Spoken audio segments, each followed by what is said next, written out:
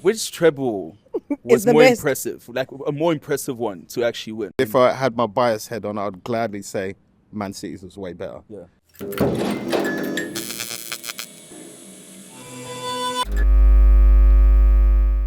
We are about to get into a very exciting conversation with a former midfielder for Manchester City. He was with the club on two separate occasions. At some point, he decided to take a young walkabout to see how the other blue side do things, and then he decided to come back. His father is an absolute legend of English football. His son is a legend in the making. Ladies and gentlemen, please welcome Shaun Wright-Phillips. Greetings, welcome to South Africa. Second time around that you are here. You were here back in 2010, if I'm not mistaken. Yeah, but I tried to forget about the 2010 time because we obviously got knocked out in the quarterfinals, so I leave that where it is. Well, of course, and not forgetting that Andrescu is also here. Yeah. And Andrescu is here because Arsenal is busy chasing Manchester City, hoping to get a little bit of some of these trophies that are behind us here today. Shout out to SuperSport, bringing me out here just to do a couple of window shopping for the guys in red, just to see, are we taking one on the left, one on the right? Yeah. We're just checking, but more than anything, it's really a privilege and honor to be here with you, Mr. Shaun. And yeah, hopefully we get to chat a little bit more outside of the pitch. Yeah, of course. Now, Shaun, when it comes to your time at Manchester City, what's your most memorable moment? My first ever goal. I think there was a rivalry when I was coming through between like Millwall and Man City. So the fans used to unscrew all the seats and throw them at the away fans and vice versa when they went to Millwall. So the fans got banned. So when we played at Millwall, we weren't allowed no away fans. When they played at Main Road, they weren't allowed to come and support their team either. So my first actual goal came at Millwall with no fans, and we kind of jumped over and sat down as our own fans and started kind of clapping ourselves. Yeah, so that is one of the main memories of mine.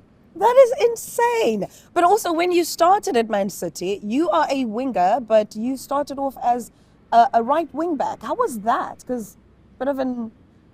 Well, put it this way, I don't like defending. I had to do a lot of defending. So I had that. But later in my career, it helped me because then I knew how to defend situations I most really wouldn't have had a clue how to do. But it's a lot of running and it's very tactical, which we're not going to go too deep into. But it was fun. I learned to play it, and it took me a while to get into it because Kevin Keegan always said I was too small to play in that position for the crosses that go over the back stick. Yeah. So I had to deal with it and just get on with it, basically. So, Shaun, I went on the internet, did a lot of research. And, you spoke about your first goal, right? But I did research about your first league goal. I think it was at Port Vale, if I'm not mistaken. Yeah, but it was an own goal. I tried to play. So I just wanted us to clarify. I just wanted to clarify, which goal are you talking about? Because as far as I know, that one there was not yours. At the heat of the moment, I was claiming that all day long. But if it was VAR was in, we would find that out straight away, wouldn't we? But it took a while for them to say it was their own goal. And how did it feel, though? I was devastated, but at the same time, I helped come away with a draw that game, so I took the positives. What do you think of South African talent? I think there's a lot of talent in South Africa. I used to play with one, especially when I played in America at Arizona, called Miguel Timms. Oh, yeah? He plays for the Pirates, I think, yes, now. Yeah, I think he's a fantastic midfielder, and I'm surprised he never played in England or anywhere higher. Really? Yeah, I think he's unbelievable IQ for football. That is absolutely fantastic. Now, speaking of which, who do you think was your toughest opponent on the field of play? I know at some point you had mentioned Ashley Cole. Is Ashley Cole or Wayne Bridge? They were the two hardest because they had the quality to go the other end and cause me problems because I always had to chase them. But as well as that, they defended really, really well. Coley, for me, probably the best left back England's ever seen. And I think I've asked people all the time, please name somebody else that comes close to it. And I don't think there is. And at the moment, who do you think is a phenomenal footballer? At City or otherwise?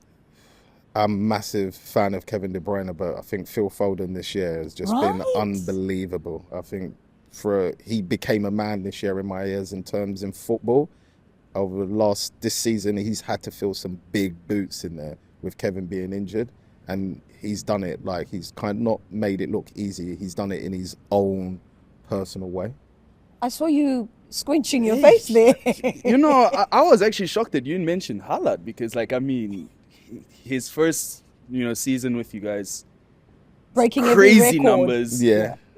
He's not even in the conversation. Like, No, he's in the conversation, but it's like personal preference. He's a goal getter, isn't he? He's a goal scorer. Like, I like midfielders like Foden, Kevin, Messi. I like to see players like that in many ways get people on the edge of their seat. I think when Phil Foden gets the ball, everybody automatically expects that something's going to happen. Whereas I think the Haaland effect is a bit different.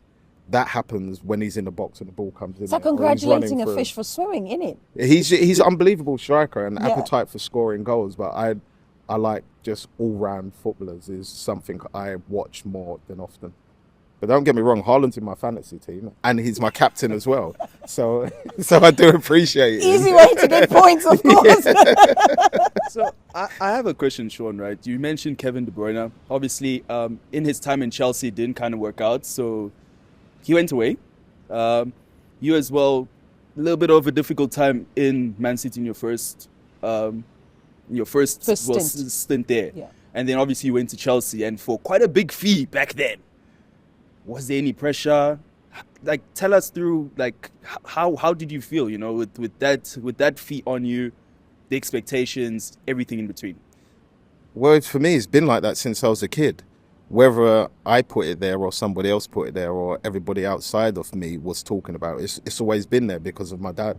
Everybody's always thought I'll compare me to him, whether I played in a different position or not. So going to play for Man City, there was pressure. Going to play for Chelsea, there's always pressure when you play for a football, period, because you have a responsibility to play well for that team. When you go to Chelsea, at that point, I had a responsibility to play well enough to help them win things. So there's always pressure. It's a different sort of pressure, and I just enjoyed playing football, so I didn't really focus on the pressure too much. I didn't really care what people thought or what said. The only person that was important to me is if the manager said to me, I need to do this, that is what I need to do. So what everybody else was saying, to me, was just noise from the outside. I just enjoyed playing football, enjoyed entertaining the fans, and enjoyed like training ground vibe where we get to actually bond away from the seriousnesses of football. We have a laugh in the morning before training, we have a laugh after, we hang out, and that just builds like that family unit. And it was like that my first spell at City, and then when I went to Chelsea, it was just one big happy family as well. And then when I went back to City, it was the same thing. So I've been lucky enough, and those three times of my career, that the family unit within inside of football was perfect. Yeah. Everybody was fighting for everybody. Even if they weren't playing, they weren't upset about it. Of course, it's going to hurt you, but you still wanted the person in front of you to do really well. Yeah. And on the other side, I've been at clubs like QPR when I was there, that if somebody else weren't playing, that other person was vexed. There was cliques in the change room. It's completely different, and that ends up getting you relegated, which it did. But the pressure of being part of the Three Lions, what's that like? Because everybody always looks at English football. I mean, the Premier League is the top league in the world. So one almost assumes that the English football team would also be formidable from a national perspective. Right. So I've always said that if the Premier League is what it is, like you're saying, formidable, that Premier League's not only made up of English players. It's made up with players from all around the world at similar levels, but maybe at different clubs maybe not as high. And everyone talks about like England's golden era, but then they forget about the teams that they was coming up against. Like the Spanish team were unbelievable. They forget about France's team. Like Italy were good back then. Like Brazil was doing stuff. So as much as England have all these fantastic players, we've still got to compete against other countries with players of the same stature, doing the same things, but just in a different league. Yeah. So it's never a full-blown conclusion in my eye that England are going to win, or that Germany are going to win it, or that Spain are going to win it. Like, it's not that cut and dry. If it was that black and white, I'd be delighted because I would have won the World Cup at least, you know what I mean? But it sadly doesn't happen that way, and people are at it again this year because of the front 9 or 12 that Southgate has to pick from, we've got enough firepower, you would say, and midfield to win the tournament coming up. Yeah. But like I said, it's not like that. If you look at France's team, the depth in that squad for me is unbelievable. So as long as we stay away from them, we've got a very, very, very positive chance. Well, speaking of squad depth, is Manchester City going to do another... no, actually, let me put it this way. Are you creating history this year and taking it for a 4th year running? I hope so. I don't think... I want to say... for this one. I want to say yes, and I believe yes, because I'm a City fan, so it's easy for me to be a biased supporter and say, yeah, we're going to win everything. But you have to be realistic. I think Liverpool are doing really, really well at the minute. It doesn't help that the gaffer's leaving as well. Yeah, but it's the same as Arsenal are doing well as well, and what they're doing is sometimes they're not playing well. I watched Arsenal versus Brentford. They didn't play well, but they won the game 2-1. And City were in that space last season where they wasn't literally playing at that level that we know City can play with, but they were coming away with games winning 2-3-0. Yeah, stuff of champions, right? So he's over here hinting like there's something to do with Arsenal over there, right? Of course. All right, cool. So I'm just, but it's the most fascinating Premier League title race I think there's ever been, and it's 3 massive clubs going head to head with 1 point between them. Yeah. Arsenal still got to come to the Etihad. They clearly don't like it there, which we know. So that's going to be a tough challenge for them straight away. They still got, I think they got the London derby. Mm-hmm. Tottenham have got all their players back. So that's going to be a tricky one. Do they still have to play Aston Villa? I think they've got to play Villa one more time. Yeah. So, and City have the similar situation where they've got tough games to come up. And Liverpool the same again. So I think there's a lot of points to be dropped yet. Dropped? Yeah, I not think... gained? No, I think between the 3 teams, they're going to be points dropped. Okay. And it's just who capitalises at that moment. That for me, will win the league. And I hope it's City. And I know exactly what Andre is going to say, because the whole of last season, we had to listen to him saying that Mikel Arteta is going to take it. My dad is exactly the same. So I've got a household full of Arsenal fans, so I get it, trust me. Are you taking the wise words there, Andre? I mean, I just give props to Arteta for making us believe. I think more than anything, we did not have a chance. We did not have a chance. Weekends for Arsenal fans back then, we weren't looking forward to them. So now we actually could look forward to weekends. I mean, we've been in City twice already. Yeah. You know, like it's getting boring now. You know, I'm actually looking forward to the Etihad. I'm actually hoping they bring last season's Man City to the Etihad. Because if not, it's not looking good, Shaun. It's not looking good. Yeah, but you can beat us. It doesn't mean you're going to win the league. Right. Did you see I think it's a step in the right direction, though. Yeah, but anybody, that's the great thing about the Premier League. Everybody can beat everybody. But it's who finishes the best, which City proved last year. You lot had the title when you have for how many months? And when it came to doing what mattered, what happened? Bottled it. There you go. And notice how I'm not in this conversation, because I'm on the other side of Manchester. We don't need to go there. So I will not go there. I have a question. Yes. Now that, Man United, Man City, yeah, which, both of you, obviously the only 2 teams that have won the treble. Which treble was more impressive? Like a more impressive one to actually win? Was the Man City's one? Because obviously they had the title charge, getting it from Arsenal in the last minute. The Champions League, where it is kind of a dark cloud over them. Man United at their time, they were very dominant. So do you think that Man City's one? You could be very honest as well. Look, I'd gladly, like I said, if I had my bias head on, I'd gladly say Man City's was way better. Yeah. But I don't think there's any difference. Personally, you can't take away respect from Man United for winning a treble because it's done once. Look how long it's taken to get hit for it to happen again. Like, it's not an easy achievement. So for me, there's no levels apart. I just think it's an incredible achievement from both clubs. Yeah, it is. And if you had to choose between Manchester United or Arsenal winning a treble, who would you choose? Well, I'm going with my dad this time. I'm going to say Arsenal. I'm not saying Man United. You had to, yeah, no, I'm going Arsenal. Yeah. I mean, because you guys were there vouching for them to win the league over us. I was like, they're your rivals. Well, We're helping you. They are neighbors. Come on, this is like a sibling. When your sibling's doing great, you don't hate against them. See, you gang up against everyone else. Yeah, but in England they do. Yeah, Man but, United fans would not accept what you just said, just for the record. Well, I'm glad I'm not in England then. But speaking of which, you've worked with some amazing gaffers. For instance, Jose Mourinho as well as Pep Guardiola right now under that Man City is under. What do you think is the difference between the two? Mourinho had his way, and it is still his way today. Yeah. Whereas Pep has not only evolved football, next year he'll have something completely different.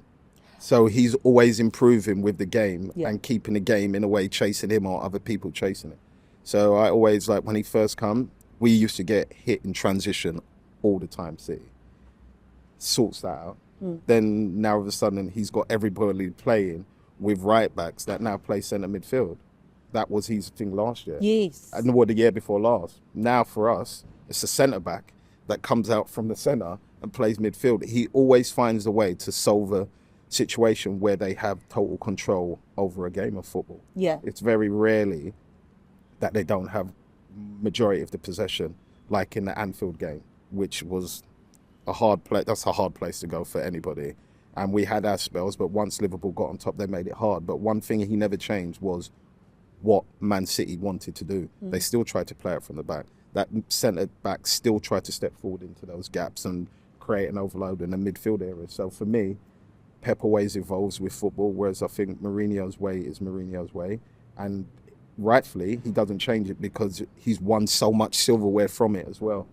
Now, having said that, there is all this chatter around Jurgen Klopp leaving Liverpool, right? So Sir Alex stepped aside and Manchester United is discombobulated since. And now everybody's wondering what's going to happen with Liverpool post Jurgen Klopp. The big question is, do you think a Manchester City can actually survive Pep Guardiola leaving? I'm going to answer it first from the Liverpool perspective. Okay. I think if you see what Klopp has done, if you see especially the last 4 or 5 months, All the how many youngsters. kids that are coming through. Yeah. So that manager that comes in there now, me personally, is in a nice place because he's got the next 5 years of Liverpool players already there because they've come in, and when they have come in, they've done really well. I think if you look at City's team as well, all the youngsters that come through, the players that they buy are all young. The system that they play starts like the academies have to play the same way. So all it is for the right manager to come in to play the right way. And you're never going to emulate what Pep does. Like the next manager that comes in might not be as good as Klopp, but they will win things, but he will do it his way. And you got to respect that when that new manager does come in, if that ever happens, because from what I heard, Pep said he loves the club, he doesn't want to ever leave. So I think City personally are in a very, very good place for if that day ever comes, that manager that comes in is not going to have to come in and go and try and buy the whole world to try and do better than what Pep did, if that makes sense. And I think Liverpool's in a good place. And I think Arsenal's going that direction as well, the way they're doing it. Yeah. Man United, on the other hand, I don't know what's going on over there. But maybe you care to explain? Because even I don't know what's going on over there. I also just want to point something out, though. Yeah. Should Pep leave, Arteta's not coming back. He's staying at the Emirates. I didn't expect Arteta to come back, and I don't think any of the City fans did either. Nobody would expect a manager of that caliber doing great things at the club that he's at to just get up and leave. Like, he's at the minute in the Premier League, in the top 3 teams of the Premier League, if not of Europe right now. Yeah. Why would you get up and walk away from that? City. Oh, you realise then? So the powers, you answered it, yeah? You will try into that one. It's a process. We're getting there. Why did you leave City? I actually said no, because Arsenal came in as well first. And Arsene Wenger was, as he does, messing around. But when the club came to me, I just said, no, I don't want to leave. Like, because I was like a naive kid. I just thought, broke through at sea. I'm going to be there for the rest of my life. I don't need to move anywhere. I'm settled. I'm happy. I thought you would say, no, I did not want to be under my father's shadow. I was already under his shadow. Going to Arsenal would have made it worse. I was never under my dad's shadow because I was always brought up to walk my own path and not follow his. I'm a completely different person and player. And I say the same thing to my son who plays football and the same thing to my daughter that plays as well. You create your own legacy. You walk your own path. I'm your dad. I'm not your football father. I don't talk to them about football unless they want to talk to me about it. Just go and enjoy it. What do you think of the Wright-Phillips legacy in football, in English football to be specific? My son's amazing, but I think my daughter's going to be the better one out of all of us. Really? Yeah. What is it about her? She's two-footed and she's played left or right. Only left-footed one in the family as well, apart from my brother's son. Yeah. Yeah, there's only two of them. But she's, really, really good. Like, my son is unbelievable. He's in Belgium at the minute on loan. He's just finding his feet, getting his career back to where it needs to be. But just for whatever reason, I've never gone out in a garden with them or just said, come on, let's go and play football. I was about to say, take us through a weekend in honestly, the Wright-Phillips family. Dad was the same with me and Bradley. He didn't come out and play football with us. We just picked up the ball and went and played football by ourselves. We taught ourselves on the street. So my motto is, if you want to play football, then go and do the same thing as what me and your uncle did. Go and play football. Go and enjoy yourself. And my daughter does it. My son did it. And you love it. If you love it, you'll do it. If you don't love it, you won't get to where you need to get to. And my daughter at 10, her football IQ, I reckon, is light years above mine when I was 10 years old. Wow, that's impressive. Yeah, light years. Oh, so there was never any, we're going to go outside into the backyard and play football with Dad. So now that you are a pundit and your dad is also a pundit, do you guys ever sit and talk football? We very rarely talk shop unless we're in a studio together. Okay. And which we're going to be for the Arsenal City game, which I'm dreading, by the way. It's a lot of fun when you're in there, but if their Arsenal score first, it's a problem. I just pray, City win that game. Because when City won the game, we've been in the studio together and Arsenal's won. City won. Arsenal went 1-0 down at the time. He said he don't want to work no more. He wanted to just walk out the studio. I said, it's all fun and games when City were losing. And now Arsenal are down. You're not happy, are you? You don't want to work no more. So we have a good crack in there. It's a good laugh. So you mentioned in the studio how is it at home? Like, if you're watching the Arsenal City game from home, is it the same energy, the same vibe? Or is there any difference? We're always the same, yeah. Whether we're doing jobs or not. Our family dynamics is always that way. If I'm in a studio and he's somewhere else, I had to do the City Newcastle game. Dad was somewhere else. I think Newcastle were losing. He's sending voice notes to Alan Shearer. City are struggling. He's sending voice notes to all of us because Arsenal are doing so well. So that dynamic and that banter, for whatever reason, it's always going to happen. So I just right now, obviously I want City to win the league, but the main thing is finish above Arsenal right now in my head. Then I'm happy. Oh, that's the standard. You've come a long way. I just can't deal with Dad right now. It's not about Mikel Arteta. It's about Ian Dad Wright. Okay? Just so we're clear. And speaking, we mentioned accomplishments as well. A very interesting question I actually wanted to ask you. You've won the FA Cup at Chelsea. You've won the FA Cup with City as well. Obviously, your first one was with Chelsea. Which one, from your point of view, is much sweeter win? Is it the one when you came back, your return, and you won it with the club that you grew up in? 4, young player of the years, 1 player of the year.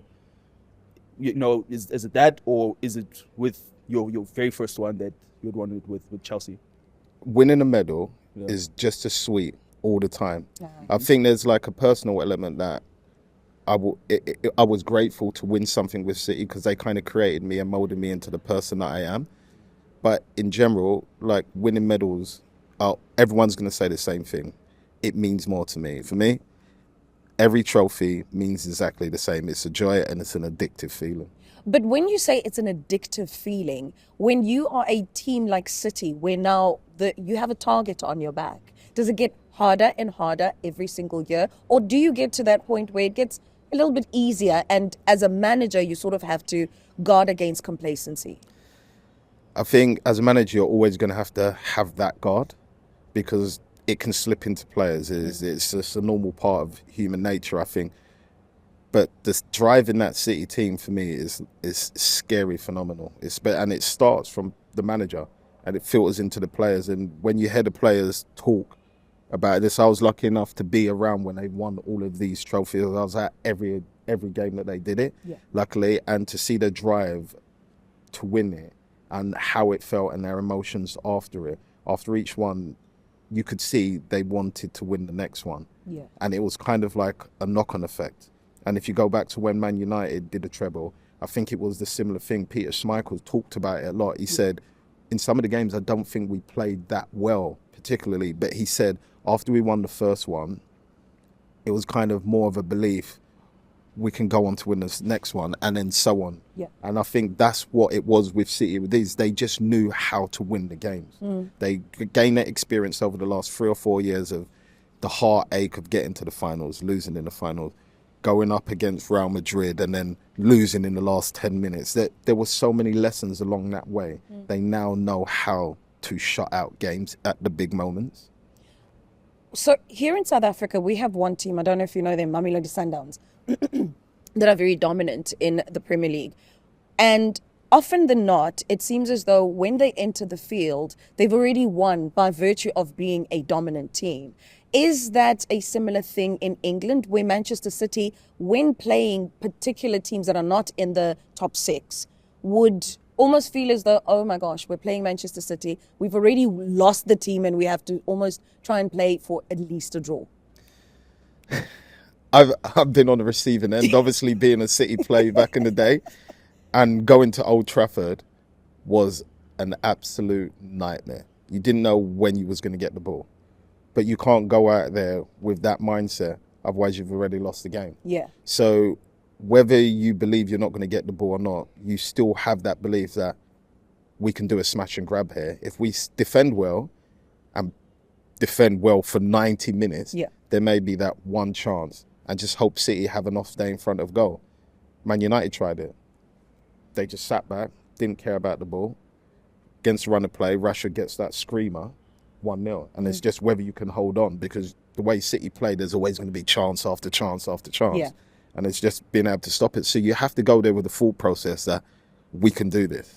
Otherwise, it's the dance. It's over before you started. It's done. Like, I think the Arsenal game the other day, they were 3-0 up inside 15 minutes. I just turned the TV off. I was watching it. Like, that is going to play a team with the wrong attitude and be 3-0 down. The game's over. Done. Driscoll? Yeah, thank you for noticing our very dangerous run that and you're next. But just also as an Arsenal fan, I'd like to align with what Shaun said. Arsenal at some point were that team. When we played City, when we played Liverpool, we've lost. It was mental. It was a thing of let's just not get beat very bad.